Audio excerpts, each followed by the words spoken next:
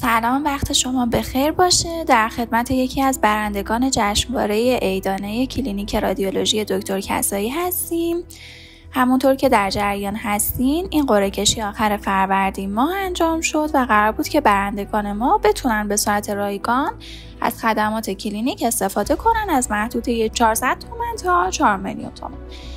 خب عزیزم، یه توضیح میدین که کی تشریف آورده بودین کلینیک ما و میزان رضایتتون از خدمات، پرسنل و اینکه کلا چطور با ما آشنا شده بودین و بفرمایین.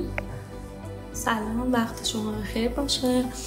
منم قبل از عید بود که به خاطر عمل پای مامانم از شهرستان اومده بودیم. بعد دیگه اینجا رو معرفی کردن.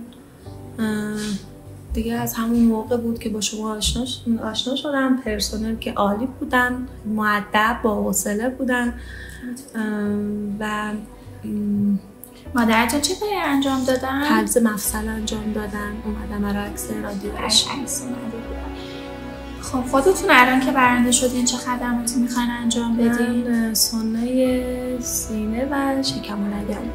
خب خیلی هم عالی. امیدوارم که موفق باشی. ممنونم از همراهیتون.